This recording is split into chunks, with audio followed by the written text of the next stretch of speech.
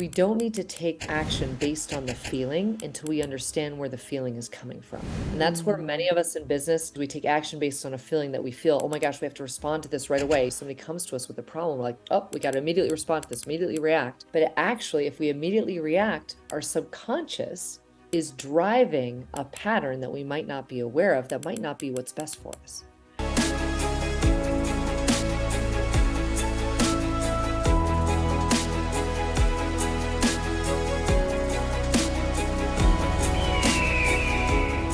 How do we help ourselves? What do we look for? And what questions do we ask? That's a great question. I think that whenever you feel an emotion that you know you don't really want to feel, you don't really want to sit in it, the fastest way to move through the emotion, number one, you have to identify what you're actually feeling, right? So we have to actually say out loud, I am feeling upset, or I am feeling angry, or I am feeling frustrated. It's when we don't actually say that out loud that it just sort of percolates inside of us. So that's the first piece. The second piece is usually for you to look at that feeling and be like, okay, is this feeling coming from what this person has said in the moment or my reaction to them? Or is it coming from something in the past, some story that's been stuck in my subconscious that's been running me that I'm in reaction to? No matter what, it's important for you to sit in the feeling to really assess it and figure out where it's coming from before you take any action. And for me, the third piece of this is always, we don't need to take action based on the feeling until we understand where the feeling is coming from. And that's where many of us in business, we make errors because we take action based on a feeling that we feel, oh my gosh, we have to respond to this right away. Somebody comes to us with a problem, we're like, oh, we got to immediately respond to this, immediately react. But actually, if we immediately react, our subconscious is driving a pattern that we might not be aware of, that might not be what's best for us. Those three pieces are so key to managing an emotional state so that you are exactly where you want to be at every point of time. That's right. And it's amazing when you hear things like this, not a lot of people will attach to it. I think the very first time that we got to know each other, I was very, I'm not going to get into all this emotional stuff. This is like crazy. I'm not talking about it.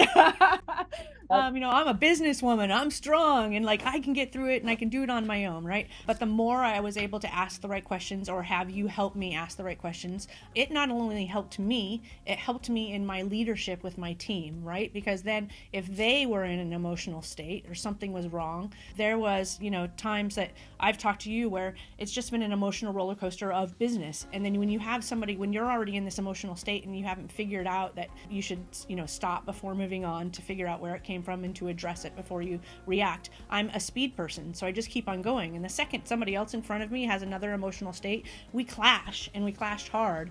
And that's not, good leadership. So how does that apply to leadership when you see somebody else on your team or a partner or a spouse that is having an emotional reaction? What's the best thing to do, in that situation? So I think that in business, so often when we see someone having an emotional reaction, we go directly to, well, there's no place for that emotional reaction in this business experience, or we try to judge it in our own minds, or they judge themselves. As we step into higher levels of leadership, we're called more compassion and connection. So I talk a lot about the connection formula, where if you're going to be in an emotional state with somebody else, the very first thing I look at is how can I follow the connection formula so that I can connect with them first, so they feel that level of trust that they probably need to work through that to move to the other side. So the connection formula, I know I've mentioned this to Danny quite a bit, but for all the listeners, the connection formula is we have to be authentic, we have to be vulnerable, and we have to trust that being those things for that other person is going to help unlock something in them so that they can be more connected to you as the leader and more connected to themselves, leading themselves through that experience. So I tend to think that if we're going to address emotional issues that come up in the business environment, yes, we have to do those things individually for ourselves first to make sure that we are neutral before we take action. But then I think for most of us, we actually have to look at, okay, how do we meet someone with more compassion and more connection rather than trying to push through and fast track that experience for them? Because then they don't feel validated in any way, shape, or form.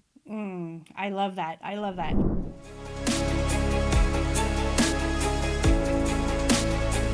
Nothing on this show should be considered specific, personal, or professional advice.